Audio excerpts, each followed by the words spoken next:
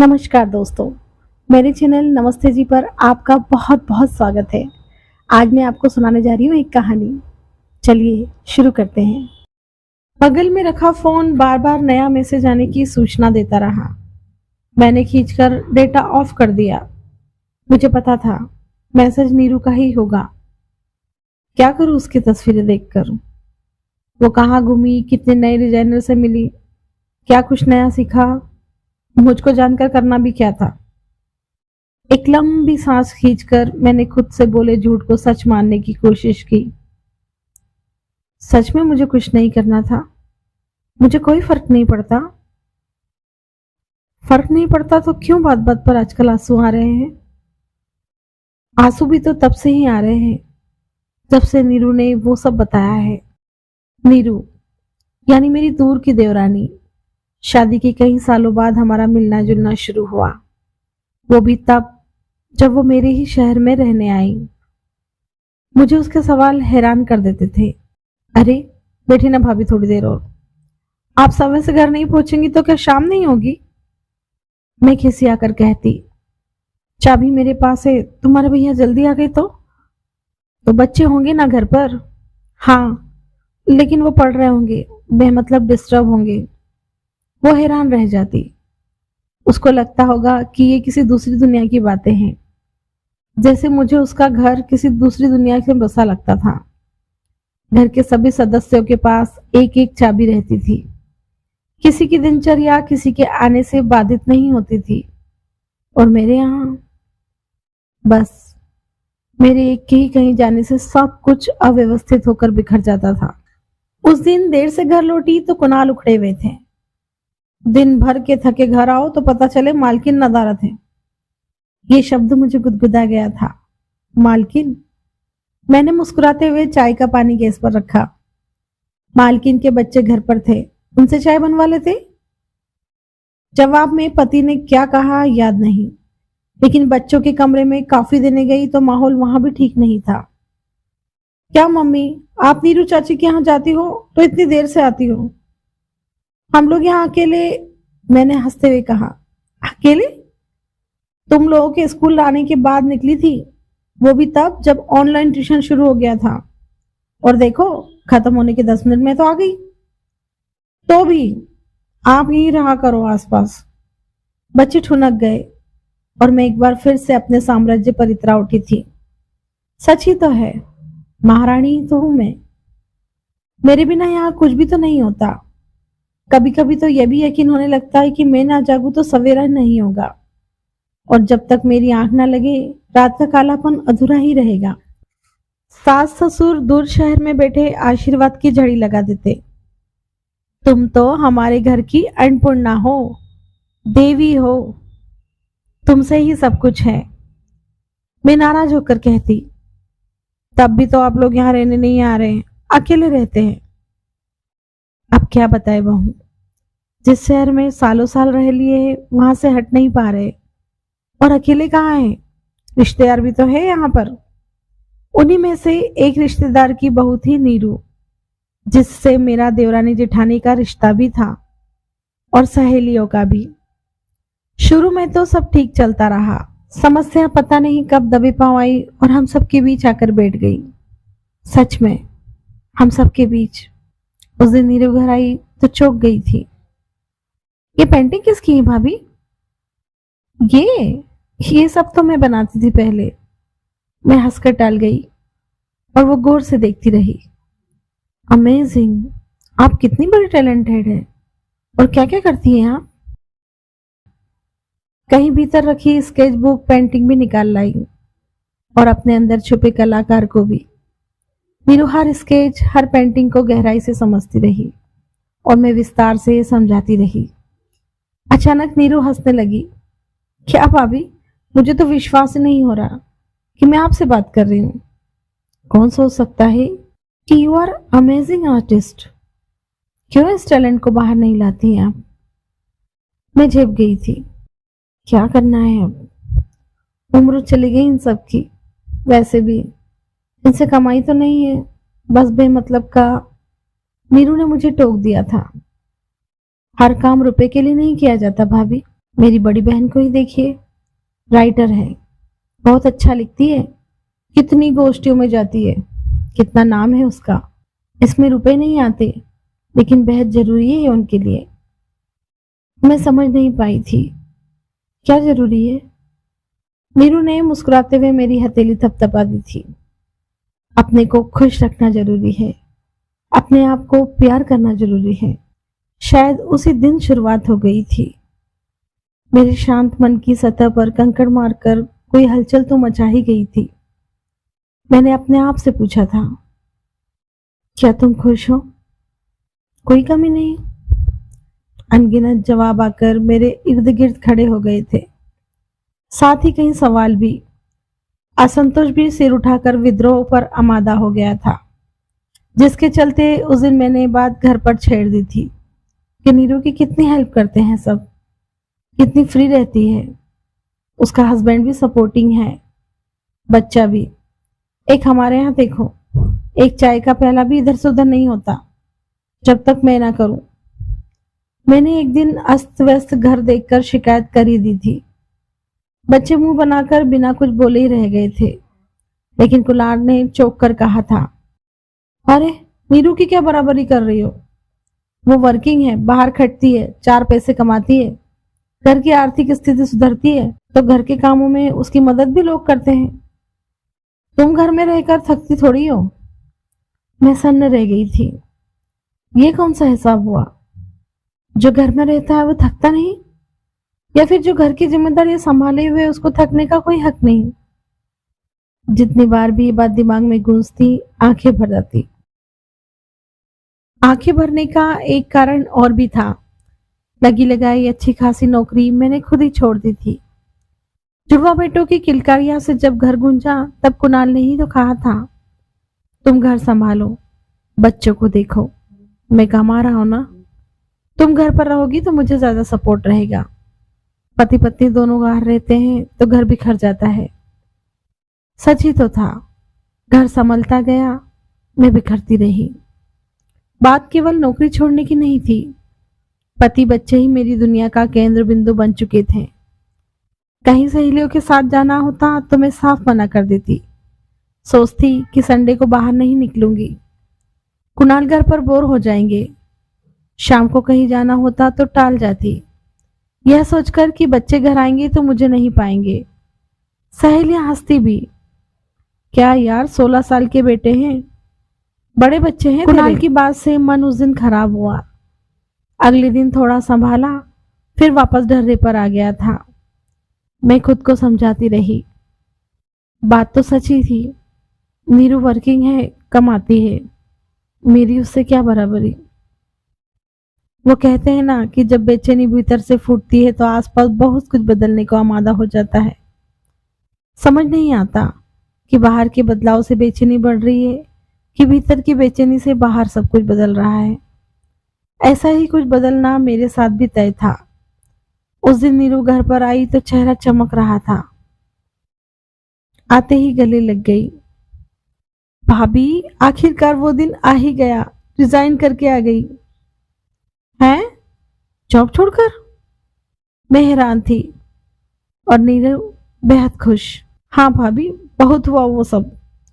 अब वो करूंगी जो मुझे करना पसंद है, जो सबसे जरूरी है। मैं समझ गई थी, मुझे देखकर ही प्रेरित हुई होगी। अब मेरी तरह घर संभालेगी, 100% समय देगी घर में, बच्चे पति में सब कुछ भूल जाएगी। एक बार दुख सा हुआ। बताओ जरा, अच्छी खासी नौकरी गृहस्थी के चक्कर में छोड़ आई, फिर मन के कोने में उभरी ईर्ष्या मुझे खुश भी कर गई। अब ये भी मेरी तरह ही है, नॉन वर्किंग। जलन क्या कुछ नहीं करवा सकती। मैं भी वही कर रही थी, खुश थी, मुस्कुरा रही थी। मेरे भीतर का बवंडर अब शांत हो चुका था। मुझे क्या पता था कि तूफान से पहले की शांति थी। उस दिन दोपहर में फोन किया तो नीरू ने बड़ी देर में उठाया। हेलो भाभी, कब से मिली नहीं, क्या कर रही हो नीरू? मेरे पूछते ही वो चेक कर बोली, वही कर रही हूँ भाभी जो अब तक नहीं कर पाई। फैशन डिजाइनिंग इंस्टीट्यूट में एडमिशन ले आई हूँ। मुझे तो जैसे करंट लग गया था। ये सब क्या था? मैं कुछ समझे नहीं नीरू। कल घर आकर बताती हूँ भाभी आराम से। हंसते हुए उसने तो फोन रख दिया था, लेकिन मेरी हंसी नदारद हो चुकी थी। इस दोपहर से उस दोपहर का समय इतना भारी कटेगा, मैंने सोचा भी नहीं था कि उसके आते ही मैं हड़बड़ा गई थी। तुम कहाँ एडमिशन लेने गई थी? तुम तो कह रही थी कि तुम अब आराम करोगी, मतलब घर संभाल लोगी। हड़बड़ा कर मैं पता नहीं क्या क्या कह गई थी। नीरू मुझे एकटक देखे जा रही थी। ये मैंने कब कहा भाभी? मैंने तो कहा था कि अब वो करूंगी जो मैं करना चाहती हूँ। पहले नौकरी गृहस्थी में फंसी रही, अब लगता है बहुत हुआ घर नौकरी, अब इधर फोकस करूं। घर भी सेट है, बेटी भी बड़ी हो गई है। मैं आवाक बैठी उसको सुनती जा रही थी। इसकी 10 साल की बेटी बड़ी हो गई, मेरे 16-17 साल के बेटों को अभी भी छोटा ही मान रही हूं मैं। सवाल तो ऐसे ऐसे मुंह में आ रहे थे जैसे दिन दुनिया से बेखबर मैं कोई अनाड़ी हूं। क्यों नीरू? अभी तो सालों कोर्स चलेगा, कमाई भी थोड़ी होगी, मतलब बाद में होगी ना।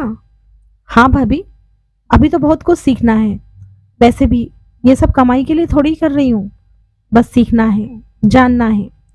उसकी आंखों में 2 दीप टमटमा रहे थे, दीप आशा के, सपनों से भरे हुए। पता नहीं क्यों मेरी आंखों में ठीक उस वक्त से कुछ बुझ गया था। कितना मन था मेरा पेंटिंग सीखने का। थोड़ा बहुत सीखा कि तभी नौकरी लग गई, फिर शादी, बच्चे, और फिर। नीरू बोलती जा रही थी। भाभी, सीखने की कोई उम्र थोड़ी ना होती है, जब जागो तभी सवेरा। नीरू की हर बात से मैं चकित ही थी। किन सपनों की बात करती है ये? वो सपने जिनको हम खुद ही थपकी देकर सुला चुके होते हैं। उस दिन के बाद से तो जैसे मैं बुझ ही गई थी, न नौकरी कर पाई न सपने पूरे कर पाई। हालांकि मन के कोने से अभी भी किसी तारीफ की आवाज आती थी। कोई तो था जो मेरी पीठ थपथपा देता था। तुम दिल छोटा ना करो, तुमने कितना कुछ किया है सबके लिए। कहते तो हैं सब, तुम अन्नपूर्णा हो, गृह लक्ष्मी हो। बार बार उठते बवंदर खुद ही शांत होते रहे। मैं जानबूझकर किसी ख्याल को सिर उठाने ही न देती। तभी तो आज बार बार नीरू के मैसेज आते रहे और मैं टालती रही। रात को करीब 10 बजे फोन बज गया। नीरू का ही कॉल था। हाँ नीरू, क्या हुआ? मैंने अनमने ढंग से पूछा। वो हमेशा की तरह चहक रही थी। आपको कितने मैसेज किए मैंने, देखी नहीं आपने? देखो तो कितने फेमस डिजाइनर से मिली थी मैं आज।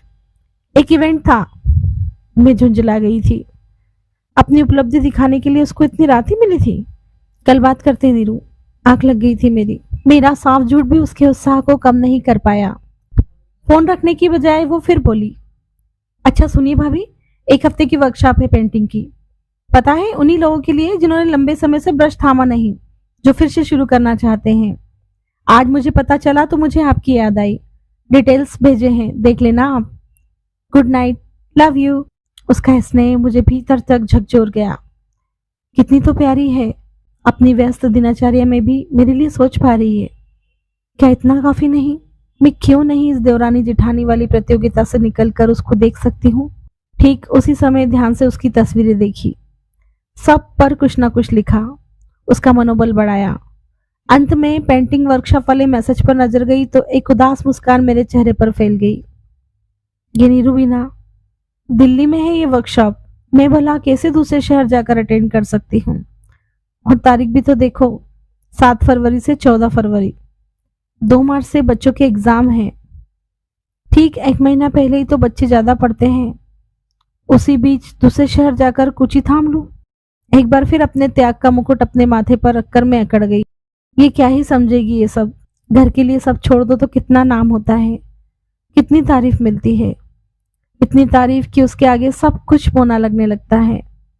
मन में हलचल होती तो थी, लेकिन अपने आप को समझाने की मैं अभ्यस्त हो चुकी थी। मैं ही क्या, हर हाउसवाइफ ढकने में तो प्रवीण होती ही है। टेबल पर दाग लगा हो तो कवर डालकर ढक दो, अलमारी अस्त व्यस्त हो तो पर्दा लगा दो, किचन गंदा हो तो दरवाजा बंद कर दो, और मन अगर ज्यादा फड़फड़ाने की सोचे तो झट से पिंजरे में डालकर ताला मार दो। मैं भी सब कुछ बंद करके आंख मूंद कर लेटी ही थी कि कुणाल ने आकर पूछ लिया, सो गई हो क्या? देखो, जो फैमिली वाला ग्रुप है उस पर नीरू की कितनी सारी तस्वीरें आई हैं। कितने बड़े डिजाइनर से मिली आज, फोटो खिंचवाई। वैसे है बड़ी टैलेंटेड। कुणाल फोन निहार कर मुस्कुरा रहे थे। मैं हैरान रह गई। ईर्ष्या फिर मेरे ऊपर हावी होने लग गई थी। इसमें टैलेंट क्या है? घर छोड़कर हर जगह जा रही है, घूम रही है, मिल रही है। कुणाल चिहुक कर बोले, हाँ तो हर कोई ये काम थोड़ी ना कर सकता है। बोल्डनेस, कॉन्फिडेंस चाहिए होता है। मेरे अचानक आंसू आ गए थे। अच्छा, मैं इस तरह करूं तो चलेगा आपको, बच्चों को भी? कुणाल ठाका मारकर हंस दिए। तुम छत पर जाने से पहले 4 बार बच्चों के कमरे में झांकती हो कि बच्चे कुछ खाने को तो नहीं मांग रहे। तुम बाहर जाओगी। मैं अगर देर तक सोता हूं तो 4 बार आकर माथा छू जाती हो कि कहीं बुखार तो नहीं है। ग्रोथ करने वाली औरतें थोड़ा बड़ा सोचती हैं। तुम्हारे बस का नहीं है सब। तुम्हें तो सनक है घर संभालने की। कुणाल एक बार फिर हंसने लगे थे। बड़ी मुश्किल से अपना रोना रोककर मैं बाथरूम की ओर दौड़ी और फपक पड़ी। ये सब मेरा पिछड़ापन है कि परिवार के सिवा मुझ कुछ सोचता ही नहीं। बच्चों की भूख की परवाह करना मेरी सनक है? पति की चिंता करना गलत है? जैसे जैसे मैं रोती जा रही थी वैसे वैसे पिछला समय याद आता जा रहा था। मैं यादों में भटकती हुई ढूंढती जा रही थी अपने आप को, स्कूल कॉलेज की टॉपर लड़की को, अपने ओजस्वी भाषण से श्रोताओं को मंत्रमुग्ध कर देने वाली लड़की को, दुनिया बदलने का हौसला लिए लड़की को, सपनों से भरे झोले को कंधे पर टांगे हुए लड़की को। वो लड़की आखिर कहाँ गई? किसी ने उसको लीप पोत कर नया रूप दे दिया या फिर वो खुद ही नए रंग में डूबे डब्बे में कूद पड़ी। रात गहरा चुकी थी। सब लोग सो चुके थे। मैंने बाहर निकलकर एक बार फिर फोन देखा। फैमिली ग्रुप में सचमुच धूम मची हुई थी। नीरू के सास ससुर के साथ साथ मेरे सास ससुर भी प्रशंसा के पुल बांधे हुए थे। अजीब सा मन हुआ जा रहा था। घड़ी देखी, 10:30 बज चुका था। खुद को रोकते हुए भी सासू माँ को फोन मिला ही लिया मैंने। मुझे पूरा यकीन था कि मरहम की जिस बूंद की मुझे सख्त जरूरत है वो मुझे यहीं से मिलेगी। हेलो मम्मी, सो तो नहीं गई थी? नहीं, नीरू की फोटो देख रहे थे। बड़ी मेहनत कर रही है वो तो। मेरे अंदर कुछ चटका। तब भी मैंने पूरी कोशिश की, एक बार अपने आप को श्रेष्ठ सुन तो लूं, अपने त्याग पत्र का एक प्रमाण पत्र ले तो लूं। मम्मी देखी फोटो? नीरू की मेहनत तो है ही, लेकिन उसका हस्बैंड कितना सपोर्ट कर रहा है, बच्ची को संभाल रहा है। कभी कभी तो उन पर तरस आने लगता है, नीरू पर गुस्सा भी। ऐसा भी क्या कि घर छोड़कर बार बार? ऐसा कुछ नहीं है, बच्ची बड़ी है, नीरू कभी कभार तो जाती है। अब इस तरह सोचा जाए तो कोई औरत आगे ही ना बढ़े। देखो कितना नाम हो रहा है उसका। मैं अचंभित थी। नीरू हर महीने कहीं ना कहीं जा रही थी। मेरी तो मायके की सालाना ट्रिप भी गिल्ट के तरह दबा दी जाती थी, ये पूछ पूछ कर कि कुणाल घर कैसे मैनेज कर रहा होगा। मैंने गला खंगार कर कहा, तब भी मम्मी, वैसे भी ये कोई नौकरी तो है नहीं।